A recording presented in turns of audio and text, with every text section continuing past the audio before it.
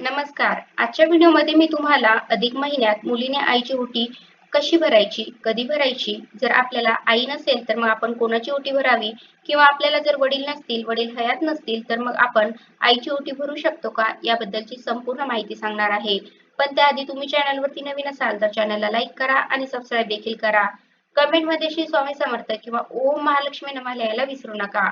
यंदा म्हणजे 2026 मध्ये अधिक महिना सुद्धा आलेला आहे.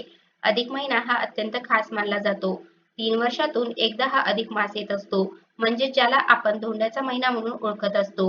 हा महिना आपले पुण्य वाढवण्यासाठी, त्याचप्रमाणे व्रत, पूजा, उपासना, पारायणे, अनुष्ठाने, दान धर्म यासाठी अत्यंत महत्त्वपूर्ण मानला गेलेला आहे. या महिन्यामध्ये आपण बऱ्याच गोष्टी करत असतो आणि त्यापैकीच एक गोष्ट म्हणजे मुलगी जी आहे तर ती आपल्या आईची ओटी भरत असते. ज्या विवाहित मुली आहेत तर त्या आवर्जून अधिक महिन्यामध्ये आईची ओटी भरत असतात. काही भागांमध्ये फक्त 3 वर्षातून एकदा अधिक महिन्यामध्ये आईची ओटी भरली जाते, तर काही भागांमध्ये अधेमध्ये सुद्धा 12ही महिने आपण आपल्याकडे जेव्हा आई येते, आपल्या सासरी जेव्हा आई येते तर त्यावेळेला तिची ओटी भरली जाते. परंतु अधिक महिन्यामध्ये मात्र आवर्जून मुलीने आईची ओटी जी आहे तर ती भरायची आहे. ही ओटी आपण कशी भरायची आहे, कधी भरायची आहे, जर आपल्याला आई नसेल तर मग आपण कोणाची ओटी भरावी किंवा आपल्याला जर वडील नसतील, वडील हयात नसतील तर मग आपण आईची ओटी भरू शकतो का, याची संपूर्ण माहिती आपण आजच्या या व्हिडिओमध्ये पाहणार आहोत. अधिक महिना हा धोंड्याचा महिना, पुरुषोत्तम महिना या नावाने ओळखला जातो. यंदा 17 मेला अधिक महिना सुरू होणार आहे आणि 14 जूनला अधिक महिना संपणार आहे. म्हणजे यंदा 2 ज्येष्ठ महिने असणार आहेत. एक असणार आहे तो म्हणजे अधिक ज्येष्ठ आणि एक असणार आहे तो म्हणजे नीच ज्येष्ठ. तर अधिक ज्येष्ठ जो महिना आहे तर तो 17 मे ते 14 जून या काळामध्ये आपण कोणत्याही दिवशी, ज्या दिवशी आपल्याला शक्य आहे तर त्या दिवशी आईची ओटी भरू शकतो. अधिक महिन्यामध्ये लेक जावयाला धोंड्याचे जेवण जेवायला सुद्धा बोलावलं जातं. लेक जावयाचा मानपान केला जातो. तर धोंड्याच्या महिन्यामध्ये आपण जेव्हा धोंडे जेवणासाठी माहेरी जाणार आहोत, तर त्यावेळेला सुद्धा आपण आपल्या आईची ओटी जी आहे तर ती भरू शकतो. ओटी भरणे हा सौभाग्यवतीचा आदर सत्कार असतो. ओटी भरणे हा भारतीय संस्कृतीतील महत्त्वाचा संस्कार आहे. अधिक महिन्यामध्ये सुवासिनी स्त्रीची ओटी भरली जाते आणि त्यामध्ये खास करून प्रत्येक विवाहित मुलगी आपल्या आईची ओटी भरत असते. आपल्याला ज्या आईमुळे जन्म मिळाला, आपण ज्या आईमुळे जग पाहिले, तिला धन्यवाद म्हणून ही ओटी भरली जाते. प्रत्येक आई आपल्या मुलीसाठी खूप कष्ट करत असते. तिला काही संसाराच्या कानगोष्टी शिकवत असते, नाती जपायला शिकवत असते. म्हणून आपल्या आईला धन्यवाद म्हणून ही ओटी आपल्याला अधिक महिन्यामध्ये भरायची आहे. ओटी भरण्यासाठी साहित्य काय काय लागणार आहे? आपण साडीने ओटी भरू शकतो किंवा अगदी खणा नारळाने सुद्धा ओटी भरू शकतो. साडी लागणार आहे. साडीला जरी अटॅच ब्लाउज पीस असला, आता अलीकडे प्रत्येक साडीला अटॅच ब्लाउज पीस असतो. जरी साडीला अटॅच ब्लाउज पीस असेल, तरी सुद्धा ओटीमध्ये सुद्धा साडीवरती आपल्याला ब्लाउज पीस ठेवायचाच आहे. त्यानंतर हळदी कुंकवाच्या पुड्या, त्यानंतर तांदूळ किंवा गहू दोन्हीपैकी एक धान्य घ्यायचं. आपल्याकडे जर ओटीमध्ये गव्हाचा वापर करत असतील तर गहू घ्यायचे, तांदळाचा वापर करत असतील तर तांदूळ घ्यायचे. त्यानंतर आपल्याला एक नारळ घ्यायचा आहे. नारळ हा पाण्याने भरलेला असावा, नवीन असावा, न सोललेला असावा. विदाऊट पाण्याचा नारळ हा कधीही ओटीमध्ये वापरायचा नाही. त्यामुळे ज्या नारळामध्ये पाणी आहे असंच नारळ घ्यायचा आहे. आणि जरी आपण नारळ ओटीमध्ये नाही घेतला तरी सुद्धा चालतो, घेतला तरी सुद्धा चालतो. त्यामुळे नारळ घ्यायचा आहे. तसेच खोबऱ्याची वाटी घ्यायची आहे किंवा खोबऱ्याचा तुकडा घ्यायचा आहे. एक खारी घ्यायची आहे. एक हळकुंड घ्यायचा आहे. हळकुंड हे लेकरूवाळ असावं. एक सुपारी घ्यायची आहे. एक बदाम घ्यायचे आहे. जो पूजेचा बदाम असतो तर तो बदाम घ्यायचा आहे. जरी बदाम घेणे शक्य नसेल तर त्याऐवजी आपण एक वेलदोडा घेतला तरी सुद्धा चालतो. आणि यामध्ये आपल्याला पैसे सुद्धा ठेवायचे आहेत. अगदी आपण 11 रुपये कमीत कमी ठेवू शकतो किंवा आपल्याला जर जास्त ठेवणे शक्य असेल तर अगदी आपण 101, 501 रुपये सुद्धा ठेवू शकतो. एवढं तरी साहित्य या ओटीमध्ये असायला हवं. आता जेव्हा आपण देवीची ओटी भरतो त्यामध्ये आपण गजरा किंवा वेणी ठेवत असतो, फळे ठेवत असतो, सौभाग्यवान ठेवत असतो. महिलेची किंवा आईची ओटी भरताना सुद्धा आपण या वस्तू ठेवू शकतो. गजरा ओटीमध्ये ठेवू शकतो. ओटी भरल्यानंतर तो गजरा आपली आई आहे तर ती तिच्या केसामध्ये माळेल. त्याचप्रमाणे आपण 1 किंवा 5 फळे सुद्धा ओटीमध्ये ठेवू शकतो आणि एखादं सौभाग्यवान सुद्धा ठेवू शकतो. जसं की हळदी कुंकवाचा करंडा ठेवू शकतो किंवा अगदी मेहंदीचा कोन ठेवू शकतो, छोटंसं मंगळसूत्र ठेवू शकतो, नथ ठेवू शकतो.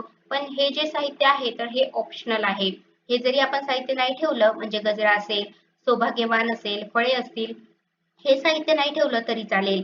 अगोदर जे साहित्य सांगितलेलं आहे तर तेवढं साहित्य जे आहे तर ते मात्र ओटीमध्ये मेन साहित्य आहे. जसे की साडी असेल, ब्लाउज पीस असेल, हळदी कुंकू असेल, तांदूळ किंवा गहू, खोबऱ्याची वाटी, नारळ, खारीक, हळकुंड, सुपारी, बदाम.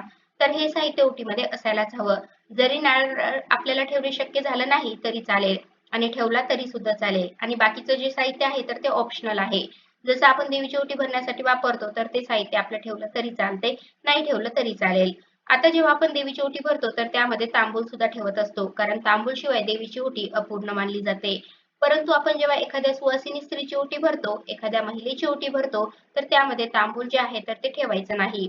त्यामुळे अधिक महिन्यामध्ये आईची ओटी भरताना ओटीमध्ये तांबूळ जे आहे तर हे मात्र आपल्याला ठेवायचं नाही. आता अशा प्रकारे आपल्या आईची ओटी जी आहे तर ती भरायची आहे. आपण माहेरी गेल्यानंतर ही ओटी भरू शकतो किंवा आपल्याकडे जर अधिक महिन्यामध्ये आई आली तर तेव्हा ओटी भरू शकतो.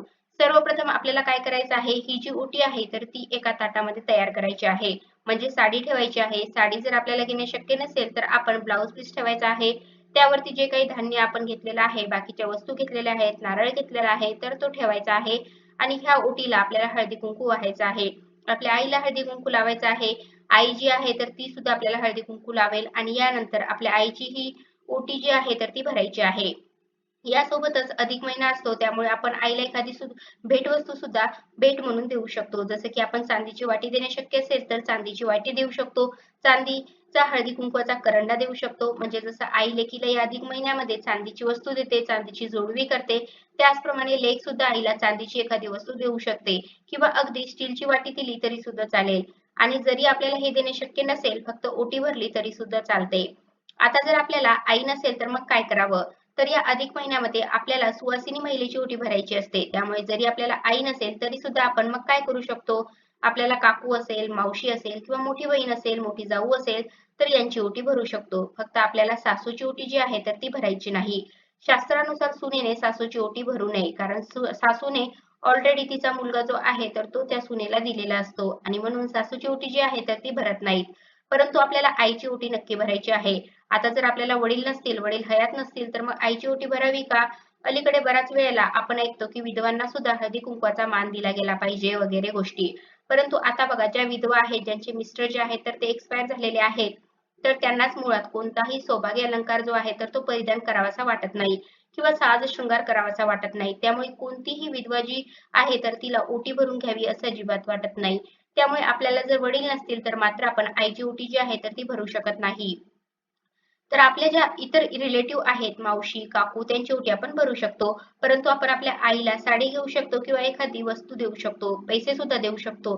फक्त आपल्याला आपण जी ओटी भरत असतो म्हणजे जे सर्व साहित्य आईच्या ओटीमध्ये घालत असतो, तर ही गोष्ट जी आहे तर ती फक्त आपल्याला जर आपली आई विधवा असेल, आपल्याला वडील नसतील तर करायची नाही.